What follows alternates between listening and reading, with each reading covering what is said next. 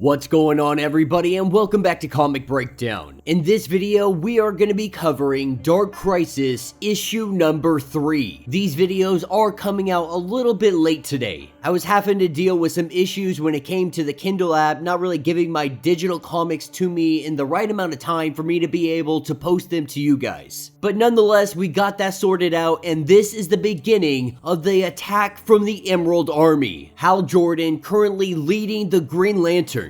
They are headed for all-out war with Pariah. Meanwhile, back on Earth Zero, Titan's tower has burned. Deathstroke's army has continued to scorch the entire Earth, letting it be known that if anybody tries to be a hero, they will answer to him. Now, make sure you guys have subscribed to the channel, you have liked this video, and with that being said, let's dive into this breakdown. Alright gang, we are getting close to that halfway point for Dark Crisis. Right now, the world is in turmoil. The Justice League is presumed dead. Titan's tower has fallen, and Deathstroke making the proclamation that there will no longer be heroes. It goes without saying that people are terrified. Humans and metahumans, powered individuals, all of them. While there are many out here that are wanting to fight, to stand their ground and not let Deathstroke become some kind of tyrant, there are others that are headed home. The world has lost hope. The biggest symbol, Superman himself, is gone. But even those that still have that hope, they feel like they didn't do enough.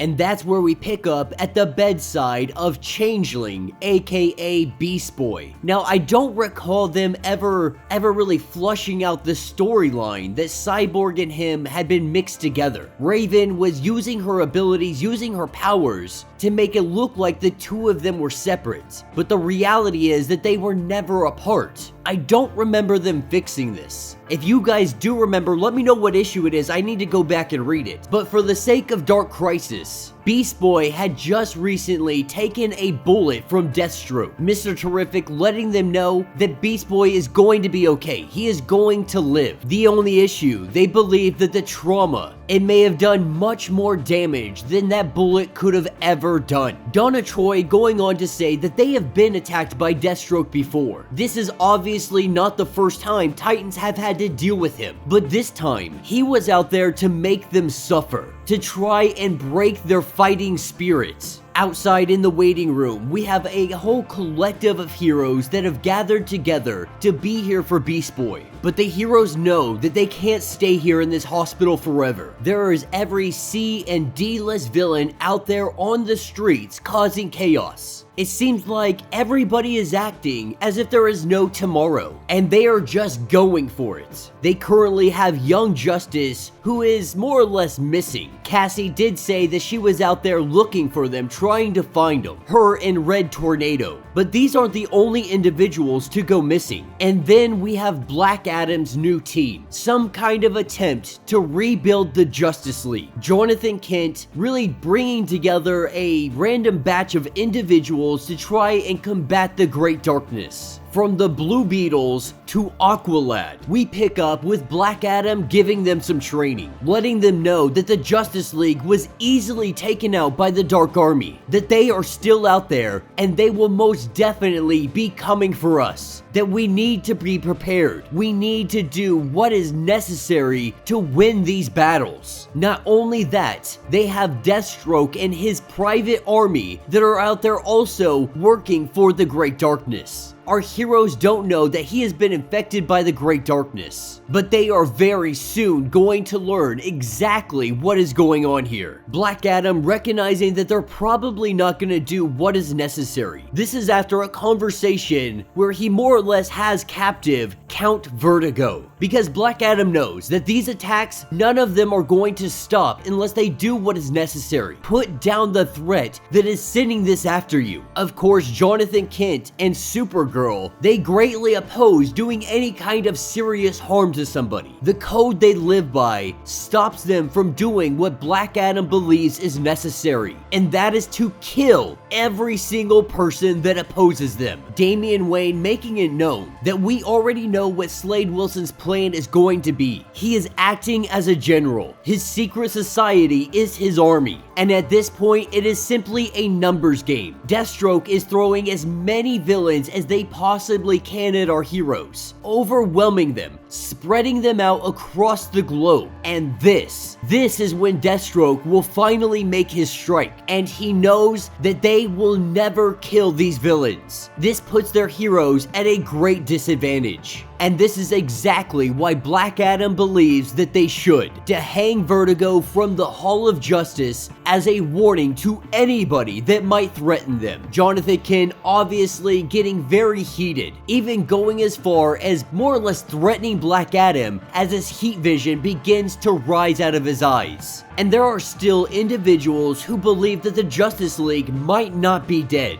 Black Adam is swearing that they are dead, that he saw it with his own eyes. He was the last one standing in that battle, believing that if they have any chance of defeating this great darkness, they have to do the extreme. This is where Yara Flor comes into play. Using her lasso, she grabs hold of Black Adam. At first, Black Adam, he sees this as a possible challenge, but he also recognizes that this is a waste of his time. These heroes aren't gonna do what needs to be done to stop the Great Darkness. The only problem, Jonathan Kent's Justice League, this team, they are falling apart. And without Black Adam here to keep them together, as soon as he leaves, we see all of the other heroes, they take off to see their friends, to see their family, to see their loved ones. And so with everybody leaving, we get an argument between Damian and Jonathan, because Damian, he fully believes that Black Adam is right. He knows that they have not reached the darkness. And when it does finally come for them, when they are in their darkest moment, they are not going to be ready for it. This is when the two of them, they are interrupted by some amazing old heroes, a blast from the past. This is where we have the arrival of the Justice Society. From Alan Scott, his children, all the way to Dr. Fate, the Justice Society has arrived on site and they are ready to fight. This is when we take over to Deathstroke HQ. That great darkness, the voice inside of his head has been talking to him, letting him know that he has a mission, that he has to create a great crisis. And his most recent prisoner is Ravager. He had really hoped that his daughter was going to join his side, join forces with him, and lead this army. But even she says that he has reached an all-time low. She does believe that this is possibly because of Respawn. Respawn was the clone of Talia al Ghul and Deathstroke, some experimentation that Ra's al Ghul had done. But when he died in Shadow War,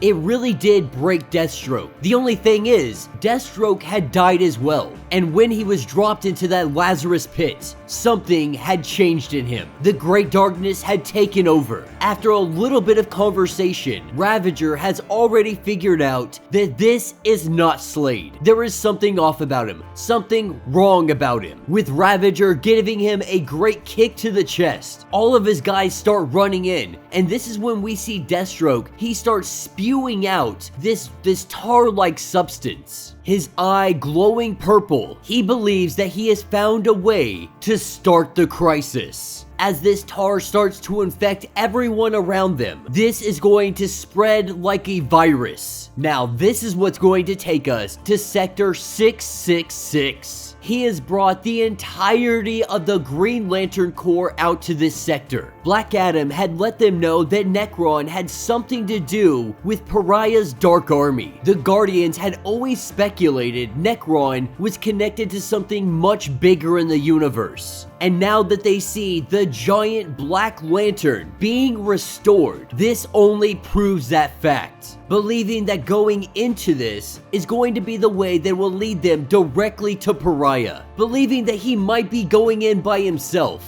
Kyle Rayner and Joe say that that's not happening. We are going to go in there with you and we are going to fight whatever we see. Unwilling to bring in the entirety of the Green Lantern Corps, not wanting to risk such great power. And that's because the Green Lantern Corps is more than likely going to be the last line of defense for everybody against the Great Darkness. But Hal Jordan does let them know that if they have not returned within 24 hours, they are to destroy the Black Lantern. And so our 3 Green Lanterns, they head in to the Black Lantern. And this teleports them directly to the feet of Pariah. Kyle Rayner demanding to know what he has done with the Justice League. He lets it be known that the heroes of Earth Zero, they are special. Each individual hero is a world unto themselves, believing that he can rebuild the multiverse by capturing all of Earth Zero's heroes, having the Justice League behind him in small little glowing orbs. Pariah truly believes that these are going to be new worlds and they are going to be reborn, that soon a new crisis is going to be on the horizon. The Dark Army is going to make its way to his world, and they are going to use the rest of the heroes to restore what has been lost. Pariah really is delusional. He believes that he can control the Great Darkness. He believes that he is the master of it, not understanding that it is truly manipulating him. Hal Jordan not wasting any more time creating light constructs of all Justice League members. He sends them directly after Pariah, having Kyle and Joe keep some pressure on him. Hal Jordan is going in for the glowing orb with the Green Lantern symbol on it. Once he gets up to it and he is able to touch it, he recognizes that this thing is more powerful than anything he has ever felt before. But he also learns that these are not worlds. That the Great Darkness, it's not using the Justice League to restore the multiverse. It is turning the Justice League into weapons. And this is where Hal Jordan bursts into a green flame. In an instant, we see the skin vaporize from his body. His bones turn into dust, but he finds himself reforming in some kind of Green Lantern haven. Someone immediately attacks him, shooting a warning shot across his bow. We see Green Lanterns descend upon him, letting him know that he is not welcome in Sector John Stewart. Back on Earth Zero, we pick up with Black Adam, knowing that the heroes aren't gonna do what needs to be done, knowing that he has to turn to somebody else after what he saw done to the Justice League. And so he believes that it is time for Doom. Standing before him, we have Lex Luthor and the Legion of Doom. And that will be the end of this issue.